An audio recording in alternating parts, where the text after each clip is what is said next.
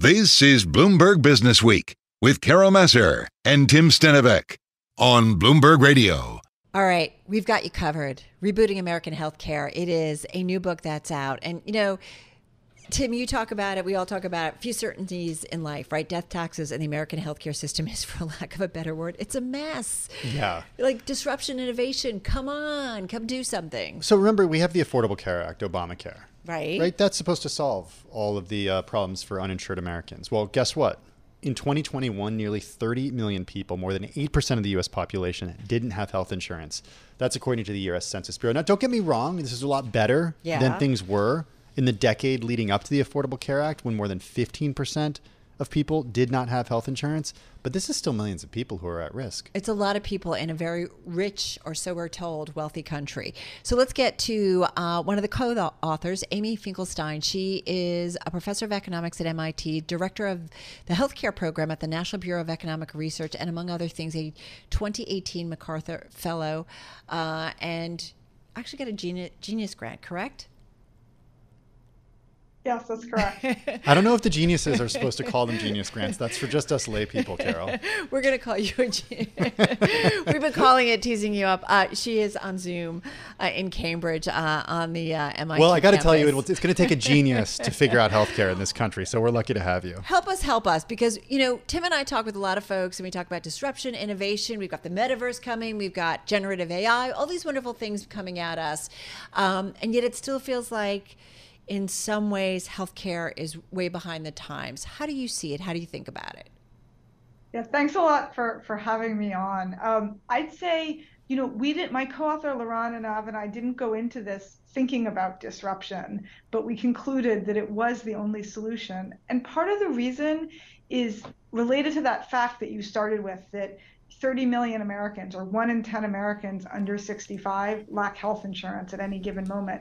That gets talked about endlessly, but a really, really important statistic that gets very little coverage is the fact that more than twice as many Americans, in fact, 1 in 4 Americans under 65, will have some period of time without health insurance coverage over a 2-year period. In other words, health insurance, whose very purpose is to be secure and certain, is in fact highly uncertain. We all live, if we are lucky enough to have health insurance, with the risk of losing that coverage. Is that because it's tied to our jobs? For people with employer-provided health insurance, that, you know, about half of the population that has that, yes. For people with publicly provided health insurance, the risk is, like Medicaid or Medicare for certain diseases, the risk is you can lose your coverage if your income changes, or you get older, or you have a disease-specific coverage program and you get cured of that disease, or, and this is kind of the most heartbreaking part, or you can simply lose your coverage because you failed to realize that you needed to file forms to demonstrate that you're still eligible under some income category. And that's why we realized further patches and incremental reform won't work. We have to tear this down and start over, because whenever you have different pathways to eligibility and coverage through a myriad of programs, you're going to have gaps at the seams, and that's where people are falling through. All right, so Professor Finkelstein, if you could wave your magic wand and change one thing that you think would be a game changer in terms of improving healthcare in the United States, what would it be? I'm just curious. Who would you wave the magic wand over? Is it the health insurers? Is it politicians? Is it what? To fix our coverage problem, we need automatic, universal, basic coverage that's free for everyone, no patient payments. And then the option to buy supplemental coverage if you want more than the basic. This sounds, forgive me, I'm not 65, but my parents are over 65. And this sounds like Medicare. It may sound like Medicare, it's not. Here's one very important difference, and that I think a lot of the proponents of Medicare for all don't realize, that Medicare for some is actually very, very incomplete insurance. So for example, for doctor visits, people have to pay 20% of the doctor bill out of their own pocket with no limit, no cap. So you can, if you're unfortunate enough to be quite ill, you have cancer, say, and you rack up lots of physician visits and bills, you can be on the hook for tens of thousands of dollars that you have to pay despite having coverage. a startling fact is not only that there's enormous amounts of medical debt in the United States, but that 3/5 of that is incurred by people who have health insurance. So in that sense, our plan would be much better than the current Medicare plan. There'd be no risk of having to pay anything out of pocket. On the other hand, because we are realists, at least in terms of the economics, we'd have that coverage be much more basic than the current Medicare coverage. People are so concerned about Medicare costs growing so fast and going through the roof. One reason they do that is because there's no budget constraint on the system. Patients want care, physicians are willing to provide it. There's no gatekeeper on the back end saying, no, maybe we need to, check to make sure you really need that CT scan because you came in with a headache. So we would have much more constraints on the nature of the care that's provided, but anything that was provided would be completely free. So how do we help? You know where that gets to, like people making decisions about who gets what. Like, how do we make sure that is done in a pure way? That's a good question. So the first thing I want to emphasize is that the whole point of a universal basic health insurance system is to fulfill the social commitment that we clearly have, and that's revealed by all our patchwork policies, to provide essential medical care when people are ill, regardless of their ability to pay for it.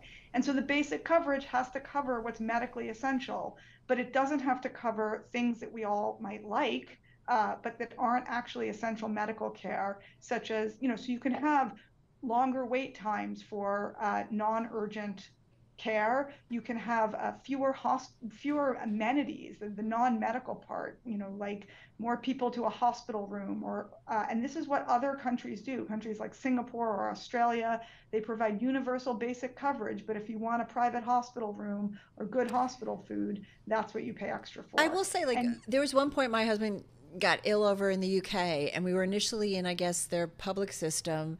And the NHS, right? And yes. Yeah, NHS. And it was a ton of people in a room, and you had to get up to get your own food. It wasn't great, I'm going to be quite honest. And he was with an employer who pulled him out and put him over to a hospital that was like a nice hotel and, got a bunch of tests that they could do as soon as he walked in. Although we've had to see the finance person, that was the first person we saw to make sure that it was going to be paid for. Like, it was just such a contrast. And I guess so I'm trying to understand, how we move forward and get to something where more people are getting better care. And I'm wondering, how do we pay for all of this? So I think those are related questions. The example we give in the book is, how do we fulfill our obligations, but without, all the extra stuff? So your husband's example is a perfect one. I can totally understand why you liked going outside of the system more. You had, a private room, more convenience, etc. But I think our commitment as a society is not to provide everyone with luxury high-end medical care, such as your husband was fortunate to receive, but to provide essential medical care. And that's also how we keep the price down. So if you are fortunate enough to be able to afford it and you want to buy those extra amenities, that's great, but that's not what we're committed to as a society. We're not committed to providing a luxury experience. We're committed to providing essential medical care. And as we discuss in the book, that's also how we keep the price tag down. Great. And I certainly wasn't arguing in favor of the other, because he wasn't fixed. He was basically just fixed enough to get on a plane and come back home to the United States. But it was just such a contrast, and I was trying to get my head around, like, how do we figure this out? Professor Finkelstein, don't go anywhere. We want to continue this conversation. We are talking with Amy Finkelstein. She is a co-author of a new book. It's called We've Got You Covered, Rebooting American Healthcare, professor of economics at MIT, and director of healthcare program at the National Bureau of Economic Research. I mean, really is coming at this from just checking all the boxes of someone, I think, who needs to understand how to fix this. She's at the NBER. I wonder if she can tell us if there's a recession. That's our next question. Carol Massar, along with Tim Stenovec, here on Bloomberg Businessweek. And we want to get back to Amy Finkelstein. She's co-author of We've Got You Covered, Rebooting American Healthcare, professor of economics at MIT, director of the healthcare program at the National Bureau of Economic Research, and as we mentioned earlier, a 2018 MacArthur Fellow on Zoom in Cambridge. So do you know Is it a recession? Is a recession coming?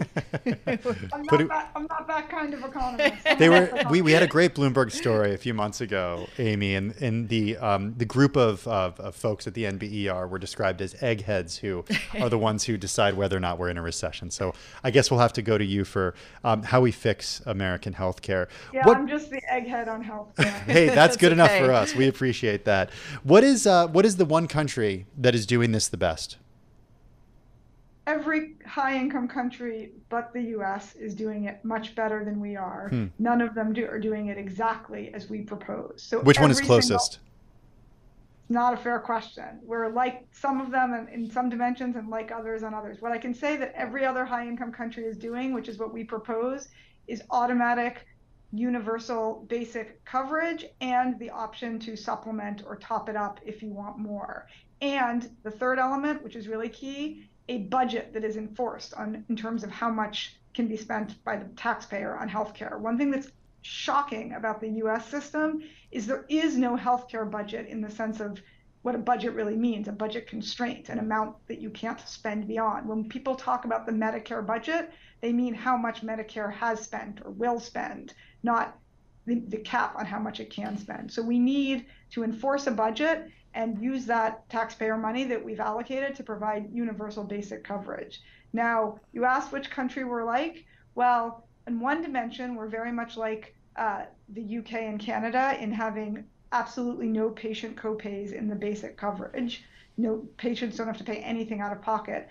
On the other hand, in terms of the design of the supplemental coverage, we very much don't want to do it the way the UK does it, but we want to do it the way, say, Singapore or Australia do it, where you can just pay the extra cost to top up, like upgrading, to business class. You don't have to repurchase the entire ticket to get a little extra legroom. You just pay for the additional cost. But doesn't that create, again, inequities? Because obviously not everybody can upspend, if you will. Absolutely. We see the key mission of healthcare policy to make sure that everyone has access to essential medical care, regardless of resources. And beyond that, we tolerate inequality in, the supplemental in the same way we tolerate inequality in other aspects of our society, housing, food, etc. Our proposal is about a floor, not a ceiling. And one thing that's really important to understand, because I know that makes a lot of people uncomfortable, because however we feel about inequality in, say, clothing, many people feel rightly that health is different, that it occupies a sort of special place in our moral firmament. One of the things we make very clear in the book is that there's an enormous body of research that makes it clear that, as counterintuitive as it may seem, if you're concerned, and you should be, about the shocking health disparities that exist in the United States between high and low income, between black and white, health insurance policy is simply not the lever to lean on. Health insurance reform would have little effect on those health disparities. And probably the clearest way to see that is from work that some economists have done, Ichin Chen, Maria Polyakova, and Petra Persson, who show that in a country like Sweden, and there's other work showing this in Norway, despite universal health insurance and cradle-to-the-grave social safety net, the health inequality across the income distribution is as large in say, Sweden as it is in the United States. Wow, that's surprising to hear. So if you look, I have two questions for you. One, yes or no, but you can also tell me it's not a fair question. Do doctors in the U.S. make too much money?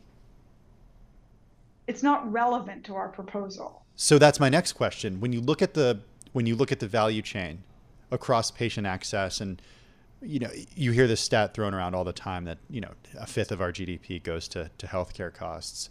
Where is that money going? Who is getting that money who doesn't deserve it?